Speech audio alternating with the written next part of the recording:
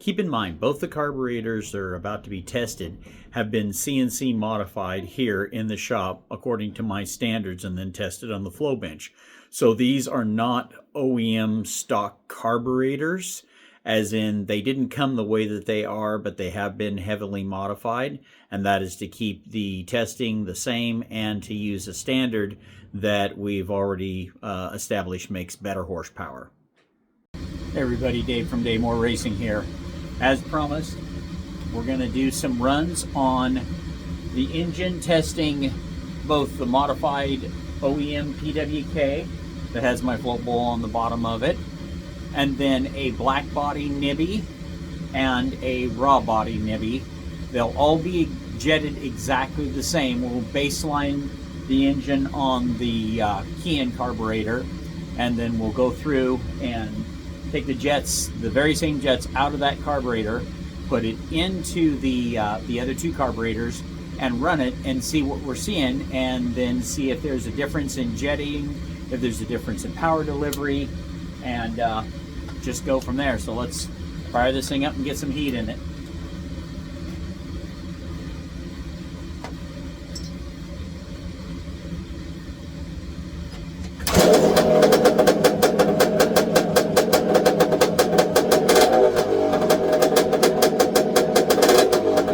As I'm sitting here editing this, I know that somebody out there is going to be like, oh man, you need to rev that thing so much higher. Understand this, these engines are not designed to work on the back side of their curve. They're designed to work on the front side of the curve, okay? So over revving it just causes mechanical damage to the system. So this is not that type of an engine. This engine works on the face side of its curve, not the back side of the curve.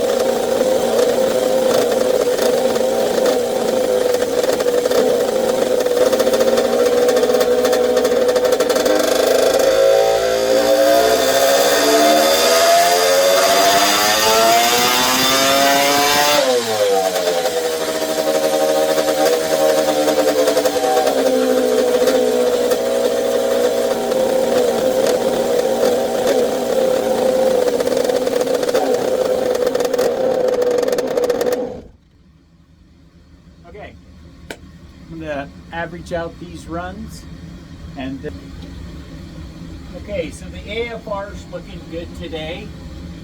Let's just run through all the checks.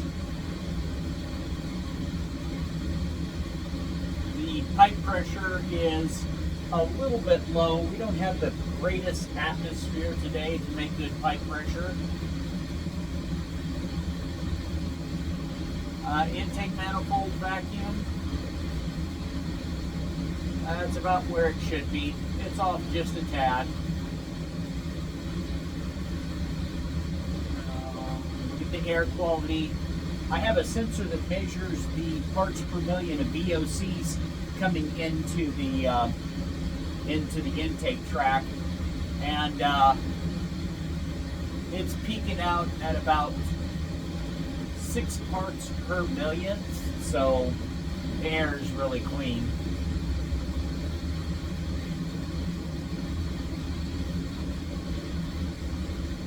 MAP sensor. Yeah, it's pulling in good CFM.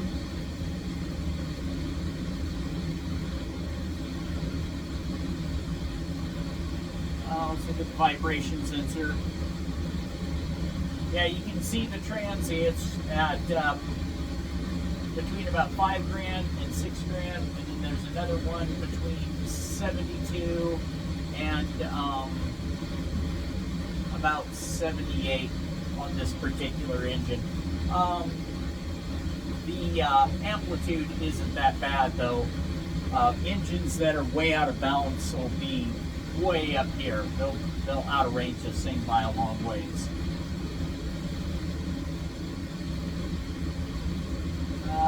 The intake air, yeah, 71 degrees, because we're pulling the ambient air from outside.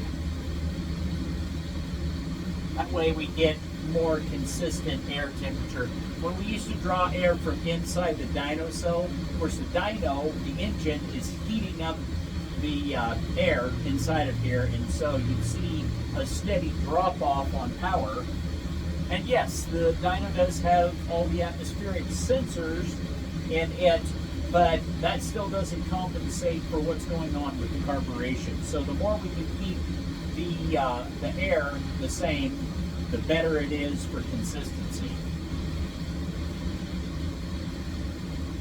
And let's look at all the EGTs. This is header, mid, and tail.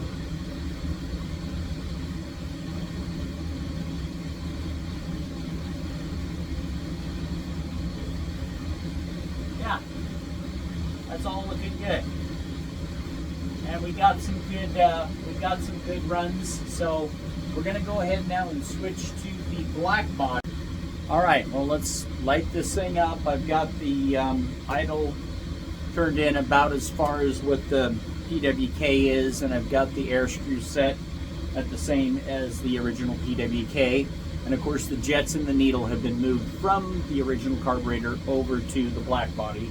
So let's see what happens.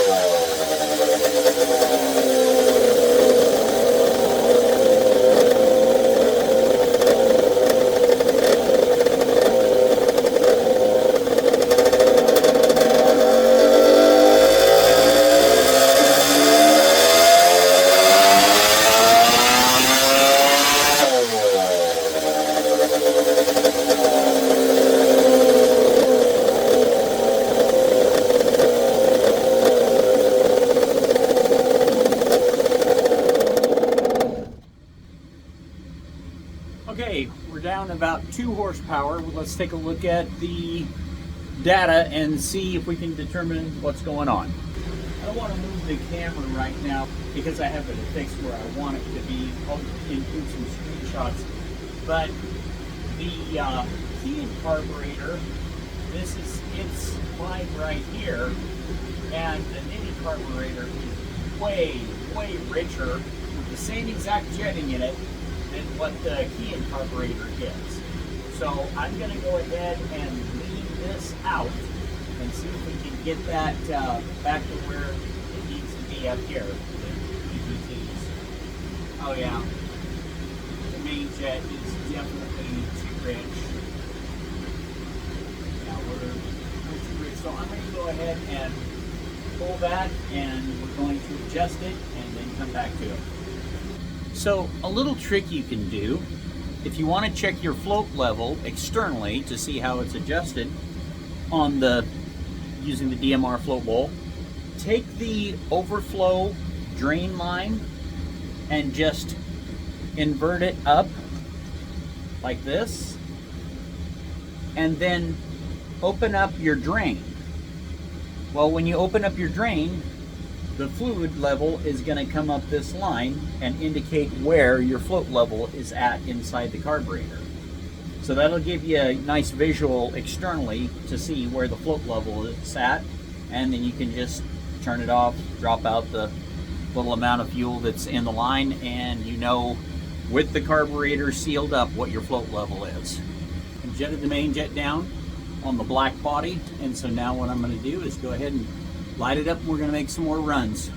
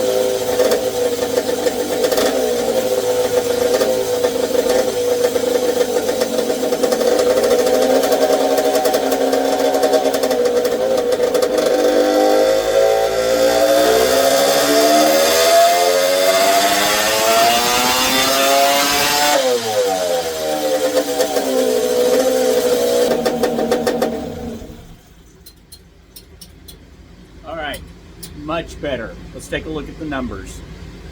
Okay, so we are about a half a horse off from where the other carburetor was, the original KEIHIN. And once again, I'll have to insert this, but on top, our AFR is the same, but right down here at about 5,400 RPM, we're still too rich. So that is going to mean I need to change the pilot jet, and I need to go with a needle that is a little bit thicker right down there for the original opening, because we're coming in a little bit rich on that. Now the one thing that I can't test, so all of my carburetors in the room have an intake port on them, a little port on the intake side of the carburetor, and that hooks up to my manifold vacuum sensor. So I don't have that obviously in these carburetors because these are some customer carburetors, both the Nibbis. So I'd be interested to see if the intake manifold vacuum is pulling harder, or if the carburetor is just naturally running richer. So I'm going to go ahead and pull a pilot out of that, jet the pilot down, and we're going to make another set of runs and see where we end up. I could get into the reasons why I use a bunch of sensors, But all that's going to lead to is a big argument about, well, you should do it like this and you should do it like that. Listen, whatever works for you, works for you. Obviously, what works for me must be working pretty good, because we build a lot of engines for a lot of happy people. So, and they win a lot of races. So, you do what you do, I'll do what I do, and that can be okay. I know I've said it more than once, but the quick jet float bowl, even if the only thing that it did was allowed me to change jets and do jetting changes much quicker, it was worth every bit of research and development and cost that I put into designing this thing. Even if nobody else had bought one, it still would have been a success. Now, that being said, hundreds of them have been sold, so it has also been a good product in our product line. All right, got the jet changed. Let's fire it up.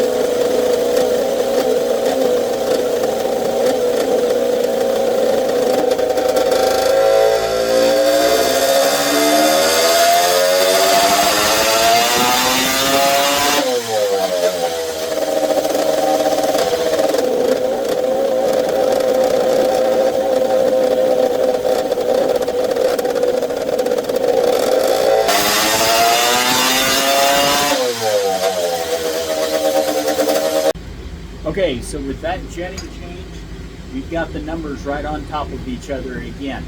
The AFR is still a little bit off, and I just went and looked and saw that I don't have any more race fuel. So I'm going to run and go get some race fuel. So I'm going to end the video here, but we're going to come back and I'm going to reverse the runs now. So I'll start out, which means I'm going to exclude the raw body with this testing.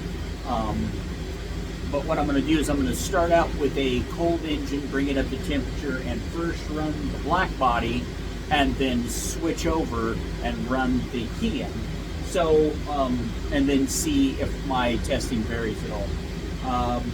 Actually, I'm going to call the customer too and see if I can go ahead and put a port in his carburetor if he's not going to mind about that, because I'd really like to get some intake vacuum on that carburetor. Anyway, jetted so that they are AFR'd almost identical with each other gives us an almost identical curve on the dyno. I mean, it's just, you can see variances that much on the same engine on the same runs. And I try to be really methodical with the dyno passes, meaning we start at the same temperature all the time and end at the same temperature. Try to get 4 passes in before we go from the starting temperature to the final temperature. So anyway, I think this has been a really good test, and I'm going to go ahead and edit this together, post it up, and like I said, we'll reverse the direction of testing and start this thing again.